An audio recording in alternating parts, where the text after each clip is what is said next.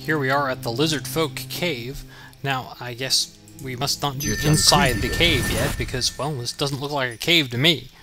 I had Eleni scribe me a couple more scrolls, just because I'm getting a little, you know, I don't know, worried. But, you know, I don't seem to be making a whole lot of progress on my little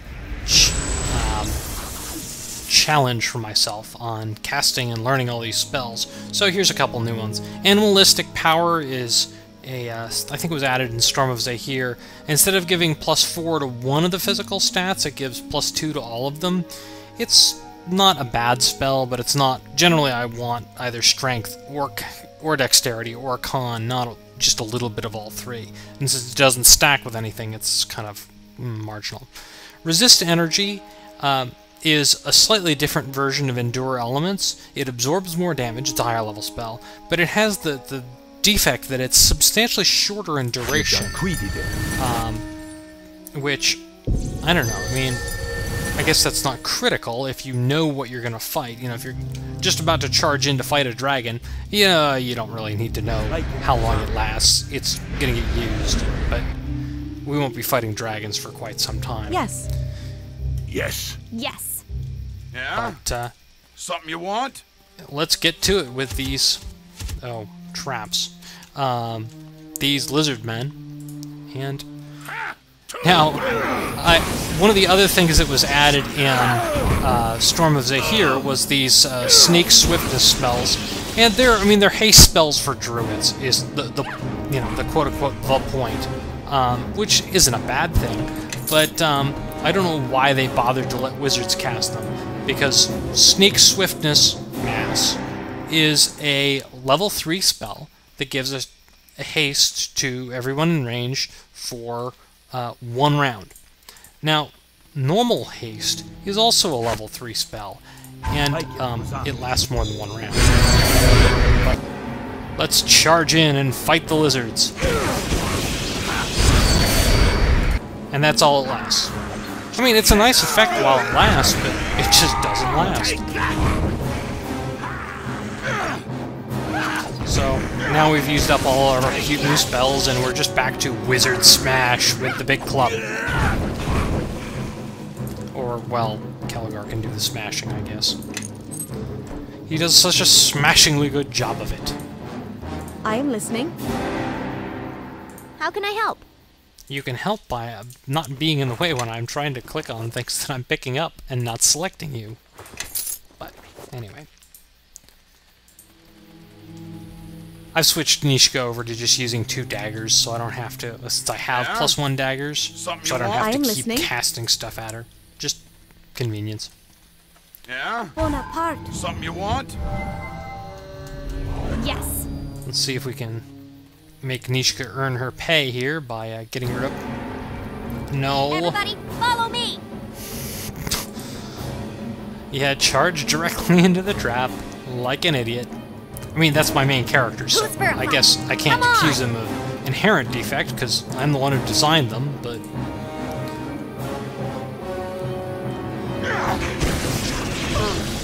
It'd be funny if the intelligence of stat of the character was used in sort of determining what the AI did. Oh, sure. I'm gonna have to change Nishka's behavior. You can actually set, and this is from, I think, the, again, Storm of Zahir changes. You can set somebody to back away from combat at all times and to use ranged weapons. So if you have somebody who's a dedicated archer, they won't, just switch to their melee weapon. They will actually back off and continue to shoot instead of fighting. But you have to remember to turn it off if you have them switching back and forth between being an archer and being a melee fighter.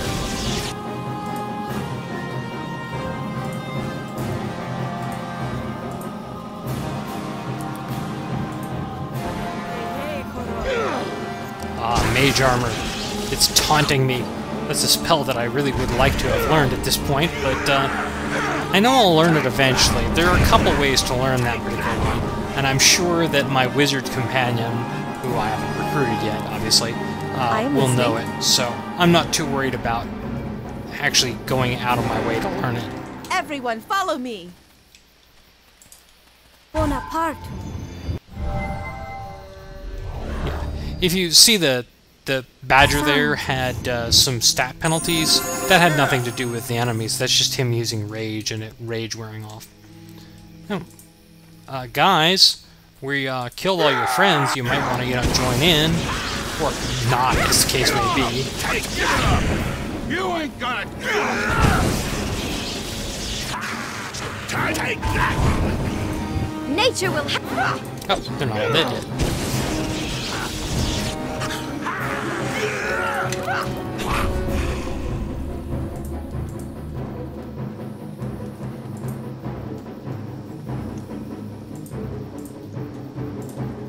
Now, if you don't kill Slan, and he actually joins your party temporarily, you will automatically be teleported here after you're done rescuing those other lizard men, and you can sort of negotiate your way out of this. But let's face it, with a charisma of 6 and no diplomacy skill, I'm not going to be able to negotiate my way out of anything. Maybe a wet paper bag, but I don't know. I mean, how do you negotiate with a wet paper bag? I suppose you breathe on it hard enough and it'll fall apart. But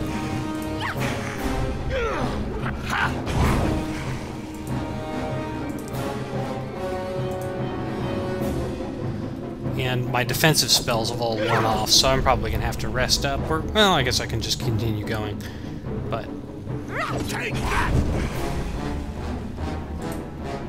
I will wait until combat is over and actually, Oh, hey. Come on, follow me. Keep up.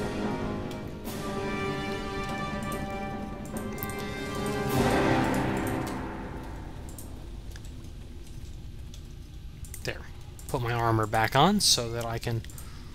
And I guess I have a 23 AC, I guess, with Nasher's boots and my armor, and so actually, despite the fact that I'm only wearing a chain shirt, I'm fairly well armored. Obviously, the main disadvantage I have compared to sort of a pure fighter at this point, and it's one that will eventually go away, is that I'm, since my base attack bonus is low, I only get 1 attack as opposed to Kilgar's 2, but, Everybody, Yes, I'm listening. Bonaparte. Yeah.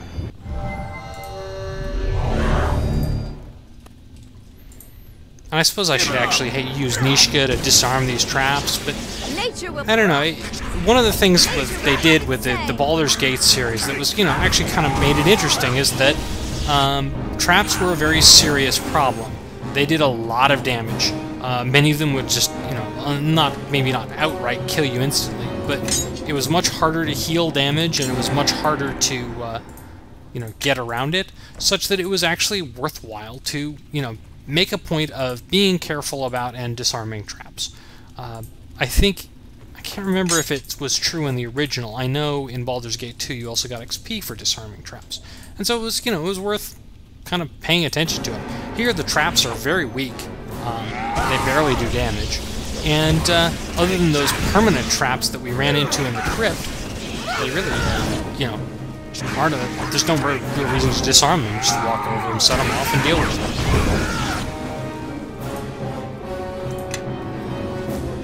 Great Cleave will cease to be useful later in the game, but for now it's kind of amusingly powerful.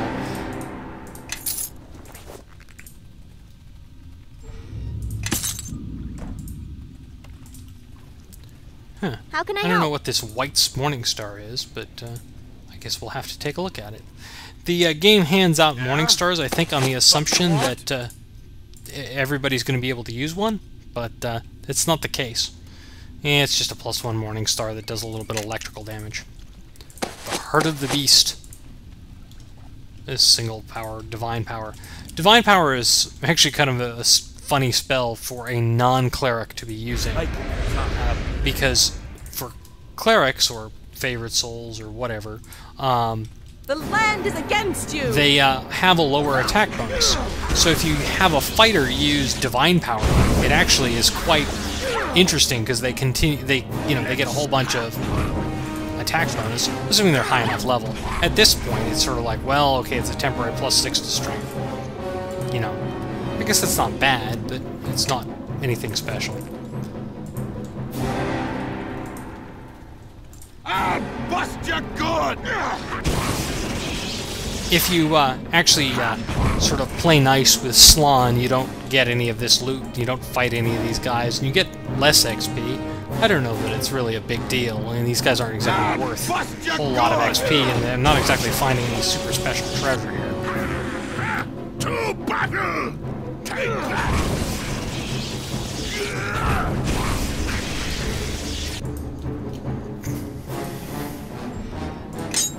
Mostly just a bunch of random junk.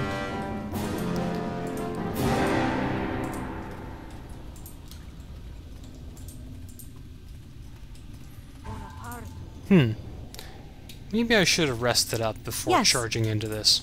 Oh well. I guess we're just going to have to have LNE cast a summon and do what we can do. Which means actually do it.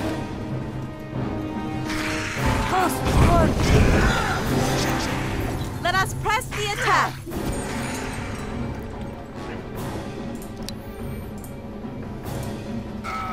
Bonaparte.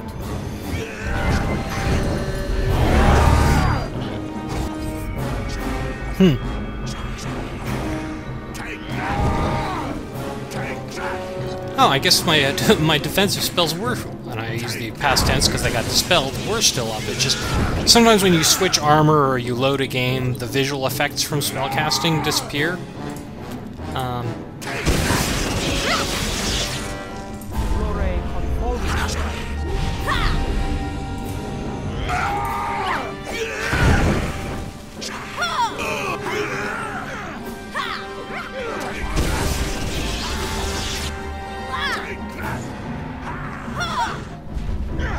Wow, Nishka, you really seem to have accuracy problems.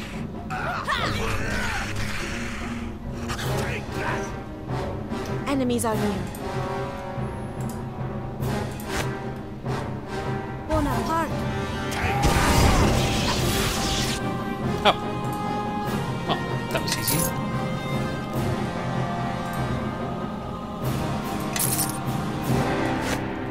Yeah. I don't know what that helmet is. Do I have an identify memorized? Yeah, I do. I'm gonna rest up, clean up, and be right back. In addition to the usual garbage, this helmet I found was a major circlet of blasting, which lets you cast searing light a couple times a day. I'll give it to Nishka, just, you know, because there's not really many other helmets she's going to be able to use. And it gives her, you know, it gives her a ranged attack now that she has the daggers. Sometimes I'm driving around as her and I want to pull enemies, and I need something to do it with. The actual attack is very useful. The other item I found is this Ravager +1, which is a halberd with sonic damage.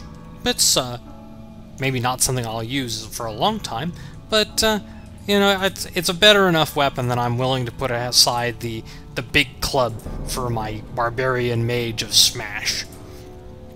The Ravager was over in this side room here. It looks like some sort of lizardmen's, you know, thing. But there's also a exit here, which just takes us back outside. And we're kind of out of time for this episode, so I am just going to head back to the world map and meet you in Highcliff for the next episode. See you then.